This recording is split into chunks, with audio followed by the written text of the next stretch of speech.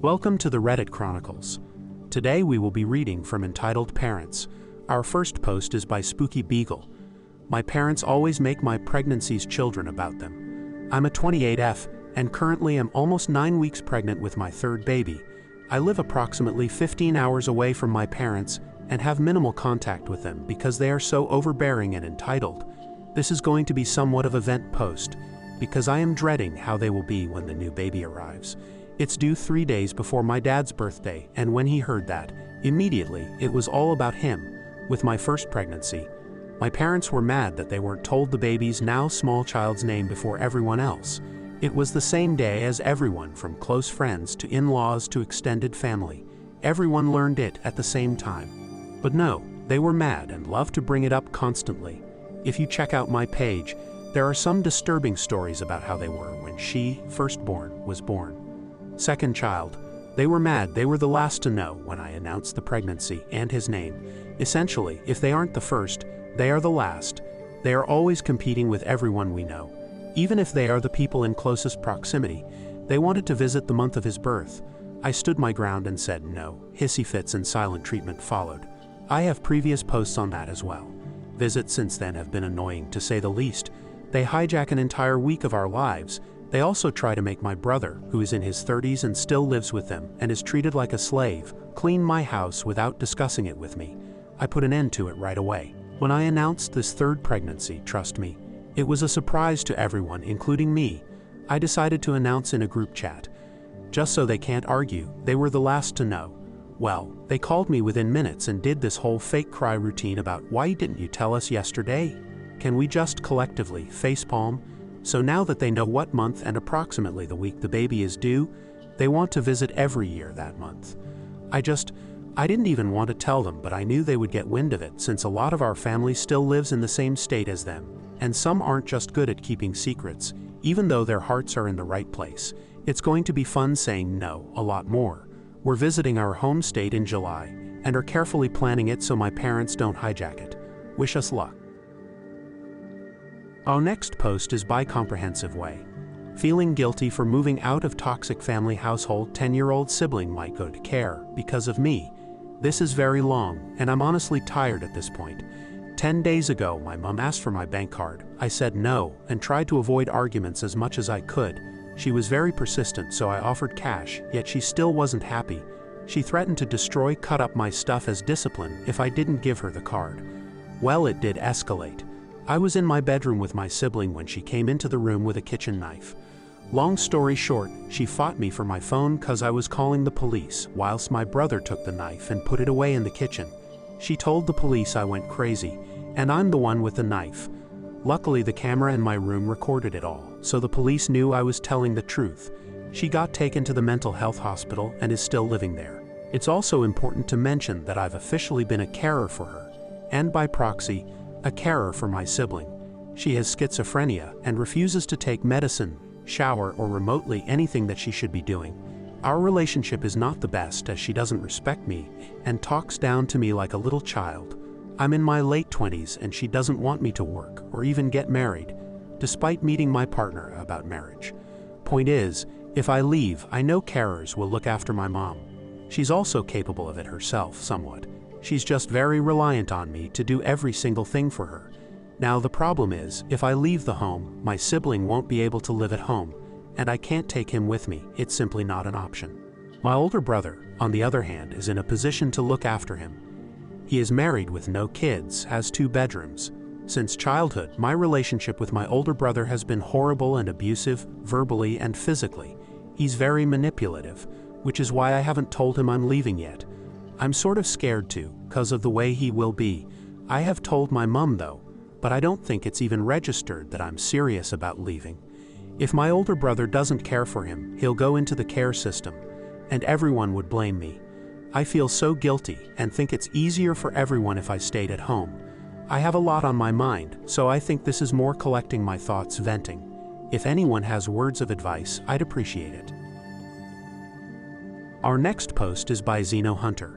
Karen gets pissed at Taco Bell employee all over $2 chips but escalates fast. Just the other day, me and my dad went up to an IKEA to get some furniture for my new room. and we stopped off at Taco Bell for lunch.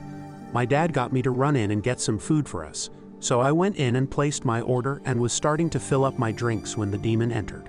She went up to the front register and slammed down a cup with a few coins in it, demanding what I presume she was going on about $2 chips. I don't know, I have difficulty remembering things. After getting denied about not having enough cash, she asked all the customers, including me, for cash. Everyone stayed silent and just stared at her. So after complaining that they are Taco Bell, a multi-million-dollar company, so they should comply with her request, she did the common thing her species does in distress, demanded to speak to the manager. However, who she has been arguing for the whole time was the manager herself. At this point, the devil spawn flipped her crap and screamed at the manager for her chips. Then for some reason she turned around and gave me the dirtiest look. I was just filling my drink, so I was confused. She then turned back to the manager and said it has been 15 minutes, and she demanded they give her free food. Obviously, the manager said no. My food was ready at this point, so I was about to collect it and was going to go back over to where I was. Before I could do that, she tried to take my food, but another employee took my food before she could get it. So she stormed outside in anger. After that, I collected my food and the employees apologized, so I went outside to my dad. On the way, she went back in. I got in the car and told my dad what happened. Just as we were about to leave, a chair was thrown out into the parking lot, and we stared for a few minutes before we left in fear. Thank you for reading. Our next post is by Tasing Lamam. My daughter's father sent a priest to harass me. I had no intentions to do a new post, but today absolutely took the cake. To those that don't know, my daughter, 6-yo, was born from a one-night stand with Jeff. We were never romantically involved. It was a simple one-night stand, and we did use contraceptives, but they failed. It happens.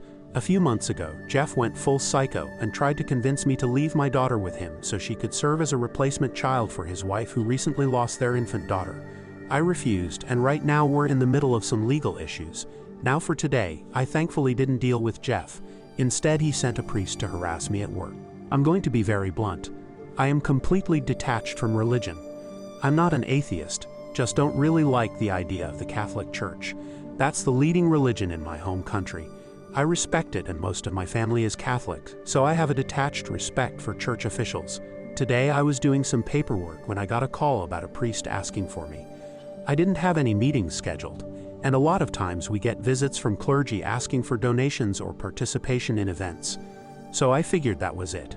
I told the secretary to let him in, and things at first seemed rather polite.